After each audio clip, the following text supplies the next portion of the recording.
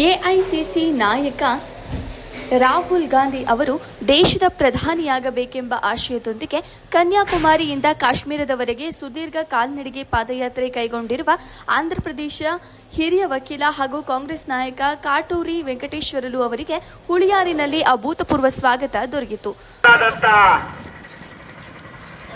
ಹೆಗ್ಗನಾಯಕನಹಳ್ಳಿ ಕ್ಷೇತ್ರದ ಮಾಜಿ ಶಾಸಕರಾದಂತಹ ಕೆ.ಎಸ್. ವೇಣುಗೋಪಾಲ್ ಕೂಡ ಪಾದಯಾತ್ರೆಯಲ್ಲಿ ಪಾಲ್ಗೊಂಡಿದ್ದಾರೆ. ತುರುವೇಕೆರೆಯಿಂದ ಇಂದು ಆರಂಭಗೊಂಡ ಪಾದಯಾತ್ರೆಯು ಸಂಜೆ ವೇಳೆಗೆ ಹುಳಿಯಾರಿನ ಶ್ರೀರಾಮ ಗೋಪಾಲ್ ಸರ್ಕಲ್ ತಲುಪಿತು.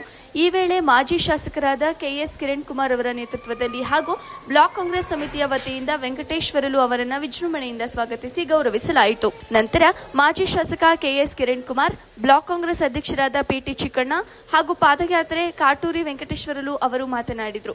ಈ ಯಶಸ್ವಿ ಕಾರ್ಯಕ್ರಮದಲ್ಲಿ ಕಾಂಗ್ರೆಸ್ ಪಕ್ಷದ ಪ್ರಮುಖ ಮುಖಂಡರು, ಹಾಲಿ ಹಾಗೂ ಮಾಜಿ ಜನಪ್ರತಿನಿಧಿಗಳು, ಪಟ್ಟಣ ಪಂಚಾಯಿತಿ ಸದಸ್ಯರು, ವಿವಿಧ ಘಟಕಗಳ ಪದಾಧಿಕಾರಿಗಳು ಮತ್ತು ರಾಹುಲ್ ಗಾಂಧಿ ಅಭಿಮಾನಿಗಳು ಬೃಹತ್ ಸಂಖ್ಯೆಯಲ್ಲಿ ಭಾಗವಹಿಸಿದ್ರು.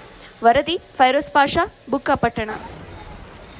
ರಾಹುಲ್ ಗಾಂಧಿ ಅವರು ಪ್ರಧಾನಮಂತ್ರಿ ಆಗದೆ ದೇಶವು ಅಭಿವೃದ್ಧಿಯ ಕೊಂಡುತ್ತದೆ ಎಂಬ ದಾದ ನಂಬರಿಕೆಗಳಿಗೆ ನಾನು ಈ ಪಾದಯಾತ್ರೆ ಆರಂಭ ಮಾಡಿಸಿದೆ.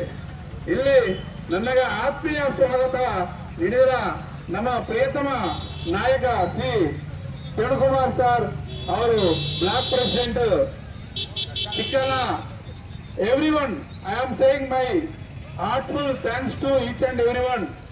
Already our leader Kiran Kumar sir said about today what's going on in our country regarding students, youth, unemployment, everything we are observing since last 12 years.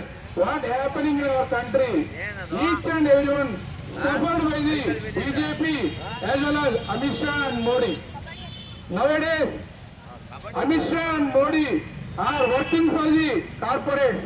They are not for Karmika, Karshaka, Raitu, Vidyarthi. They are not with us. They are working for only corporate people like Adani and Ambani.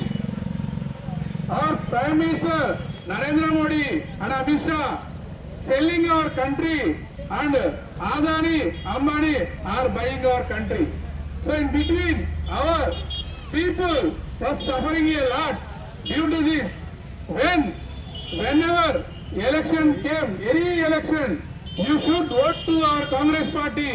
In 2029 election, we should elect our leader Rahul Gandhi as a Prime Minister. Then only our country will be bright future. That is the motto of this Padayatra. And I am thanking our Kiran Kumar sir once again who came here to bless me. Once again, thanks to everyone. Thank you very much.